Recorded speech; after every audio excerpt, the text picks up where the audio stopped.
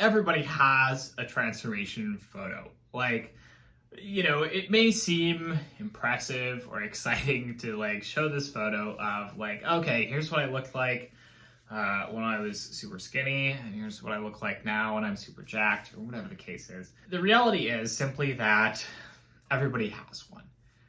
It's not really that impressive. Anybody who is in really good shape now has a before photo. And the reason for that is simply that people do not come out of the womb looking like Hercules, like looking like, like a Greek god. Like, nobody comes out of the womb being super jacked and so on, because the reality is that, like, yes, there is a certain amount in terms of like how like naturally jacked or strong somebody might be.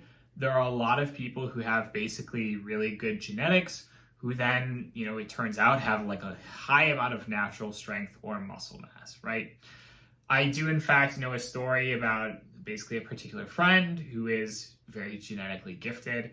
And essentially, I'm not going to reveal who this is, but essentially the story is that his mother, who is also probably very genetically gifted, happened to go into the gym on like the first time based on like him, like pushing her into the gym to try lifting weights. And she could lift a shocking amount of weight, like just to start off with, having literally never touched a barbell before, right? So yes, like there are some people who are going to be more genetically gifted than others. They're going to be starting off at a much higher baseline level of strength and muscle mass and so on. But nobody, and I mean nobody, is like Greek god levels of jacked and strong off of just like no work at all, right? But everybody who is at like the peak of their physical capacity got there by training very hard and doing so over a very long period of time. And that means that they started training at some point in their life, and they, before that, were not training. And so maybe if you got started extremely early, like, maybe you're just very lucky, you were like one of those natural athletes who, started doing sports in like grade school or whatever and just never stopped. Maybe you don't really have a before photo because your before photo is when you were like 4 years old or whatever, right? But virtually everybody else has a before photo because they were probably a teenager or maybe a bit older when they really started like lifting weights and getting really excited about it, and then, really turning that into a lifetime passion. I've got one. I started lifting weights at about 16. I spun my wheels for a few years because I didn't really know what I was doing. And then basically after that, around the age of about 22, I really started getting serious about it. I saw, like much bigger results from then on. And I now have extremely impressive before and after photos, right? At the same time, again, everybody has those.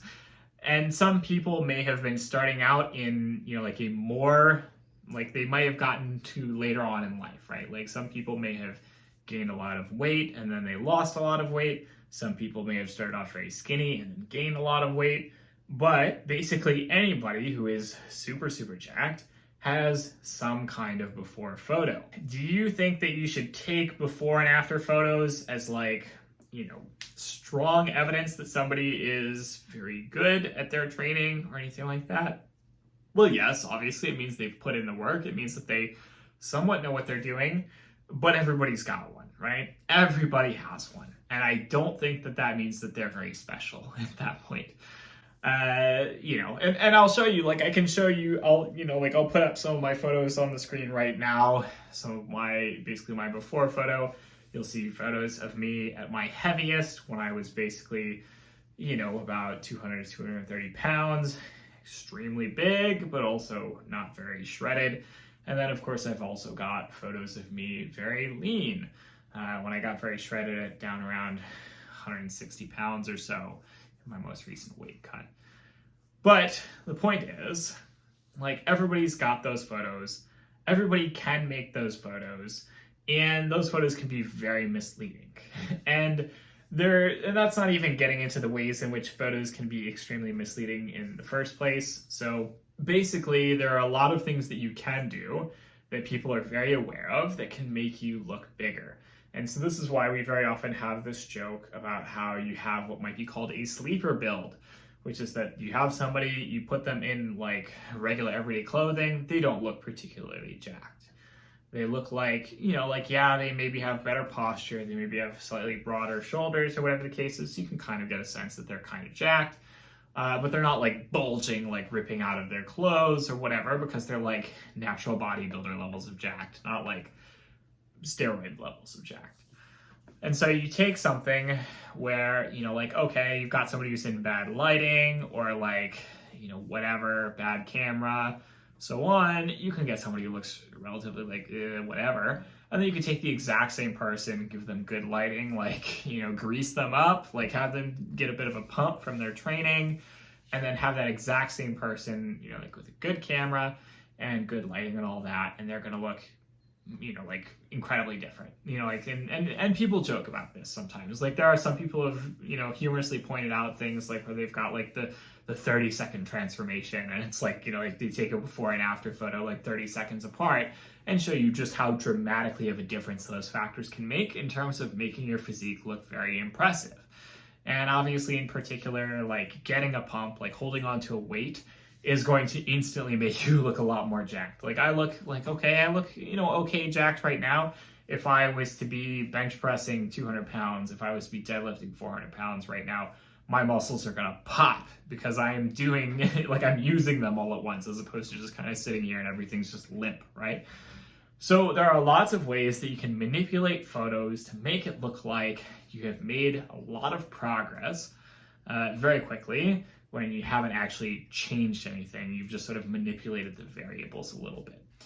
And again, that's not necessarily the same thing as like these before and after photos you see where somebody has got like their like teenager, super skinny, like little twig photos versus their, the current physique photos or whatever.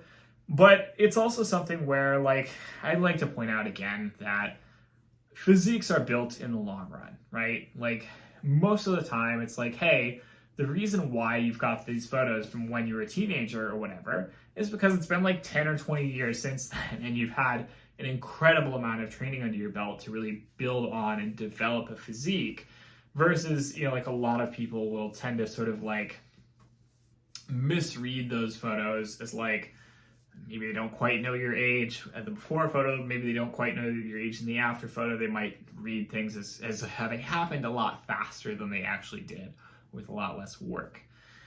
So yeah, there are a lot of ways that people can mislead you using before and after photos. You should be skeptical, you should be careful, you should really, sort of like pay attention to the tricks that people can use. And then of course, there's also just the reality of the modern landscape, which is simply that there is a lot of outright Photoshop, photo manipulation, messing with stuff. There was a big deal like, oh God, almost maybe 10 years ago now, I feel old, in which basically there was this big scandal where it turned out that a lot of athletes for this particular brand were basically Photoshopping all of their photos to make themselves look more impressive. Like that doesn't mean that everybody is getting away with Photoshopping everything all the time, but there is that possibility space. That is a thing that people are occasionally doing to make themselves look more impressive. You need to be cautious about believing everything that you see on the internet. It's very tough, especially in this age of AI deepfakes and things like that. You need to be cautious about just uncritically accepting like before and after photos. Yes, they make for a great little, graphic to share and so on. I've got mine on my own website, but you need to be cautious about it. It's not the be all end all of things. It's just like one data point. So that is all for this week's video. I hope you have enjoyed it. As always, don't hesitate to like, comment, subscribe, let me know what you'd like to see in future videos. Smash the notification bell, share this video with all of your friends.